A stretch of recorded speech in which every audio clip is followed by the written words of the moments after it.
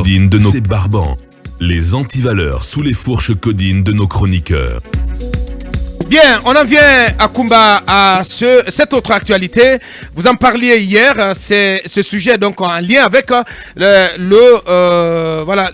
lien avec l'ancien Premier ministre Mamadi Youla, qui a récemment été remplacé de son poste à la tête d'une compagnie minière. Ici même en région forestière. Allez-y. D'accord. Aboubakar, commençons par planter le contexte. Le ministre des Mines et de la Géologie a écrit une lettre du 15/05/2022, une lettre adressée à monsieur le directeur général de la Société des Mines de Fer de Guinée, SMFG. Donc vous comprendrez que c'est une société qui a été rachetée par HPX.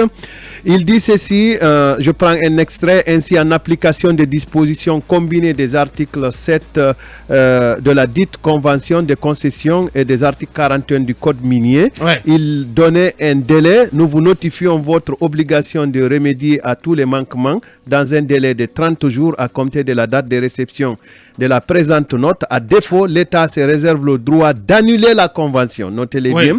Se réserve le droit d'annuler la convention, d'imposer des pénalités prévues par le code minier et de retirer le titre minier. C'est la première lettre de monsieur le ministre des Mines et de la Géologie que nous considérons dans ce conflit-là. Et notez-les bien, Youla est le directeur général et l'administrateur de cette société. Alors, le 14 octobre, monsieur le ministre des Mines adressera une nouvelle lettre à monsieur le directeur général de la société Eronimba, Société des Mines de Fer de Guinée, pour dire ceci. De plus, nous constatons avec regret l'arrêt unilatéral de l'ensemble de vos activités sur le terrain sans notification préalable à l'administration minière, en violation de l'article 41 du code minier sur la conduite et le volume de travaux à réaliser, mais également le non-dépôt de vos rapports d'activité tel que prévu par les dispositions de l'article 81 du code minier. Le ministre des Mines ajoutera ceci: ainsi en application des dispositions combinées de l'article 7, nous vous donnons, je synthétise, nous vous donnons un délai de 45 jours à compter de la date de réception de la présente notification. À défaut, l'État se réservera le droit de retirer le titre minier en application de l'article 88 du code minier.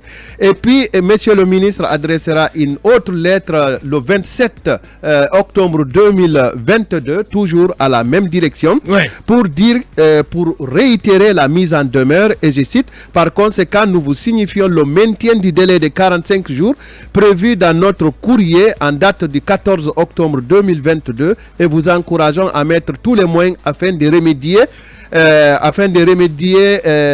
aux manquements constatés. Et Aboubakar, à la suite de ces différentes correspondances, nous avons appris que le 1er novembre 2022, monsieur Mamadi Youla et HPX, donc avec sa filiale la SMFG, ont décidé d'un commun accord de mettre fin à leur collaboration avec effet immédiat. Par conséquent, monsieur Youla quittera ses fonctions d'administrateur et de directeur général à la SMFG.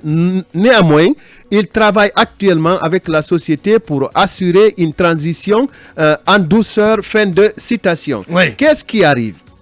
La société HPX étant assurée par la MIGA. La MIGA, c'est une filiale de la Banque mondiale.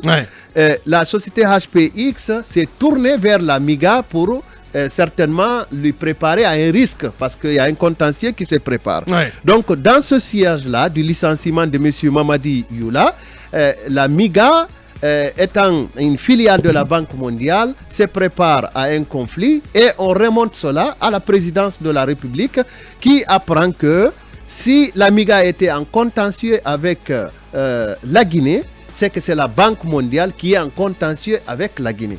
C'est comme si FIM avait une société, une filiale, par exemple, de communication, et cette filiale est en contentieux avec Akumba, ça veut dire que c'est FIM qui est en contentieux avec Akumba.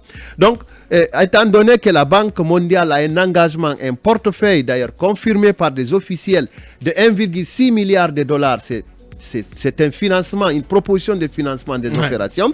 Donc, l'information a été remontée, selon nos informations, à la présidence de la République qui a dû d'abord piqué une colère noire avant d'appeler monsieur le ministre des Mines et de la Géologie, de s'informer davantage et de pourquoi il a pris une telle décision sans avoir tous les contours du problème, et lui aurait enjoint de retirer immédiatement illico dardar sa mise en demeure pour éviter à la Guinée la perte d'un financement de nos projets d'environ 1,6 milliard de dollars. La MIGA, pour être simple et conclure, c'est la Multilateral Investment Guarantee Agency. C'est comme si vous dites une société d'assurance, puisque je ne vais pas prononcer un nom, une société d'assurance locale en Guinée, et cette MIGA appartient à la Banque mondiale, qui est l'assureur de HPX. Qui est le propriétaire de HPX? Friedman, c'est un Canadien et un Américain très influent auprès de la Maison-Blanche et auprès des institutions financières internationales. Il est reproché au ministre des Mines d'avoir souhaité siéger au conseil d'administration. À défaut, il ne confirmerait pas ce qui devrait siéger au conseil d'administration de la SMFG. Il est également reproché à monsieur le ministre des Mines une guerre personnelle avec Yula, et cela a coûté le poste à Yula, puisque Yula a tweeté pour dire que les difficiles relations avec le ministère des Mines ont favorisé son départ. Très malheureusement. Et un tweet qu'il corrigera d'ailleurs plus tard pour enlever un peu l'aspect concernant ces difficultés avec le ministère des Mines et de la Géologie. Alors je conclus que la vigilance du colonel Mamadi Doumbouya a, selon nos informations, amené le ministre des Mines Moussa Magasuba à se rétracter le 10 novembre 2022 par une note d'explication portant retrait de la note de mise en demeure. Très bien dit. Voilà, ce dossier qui est tenu par Akumba Diallo.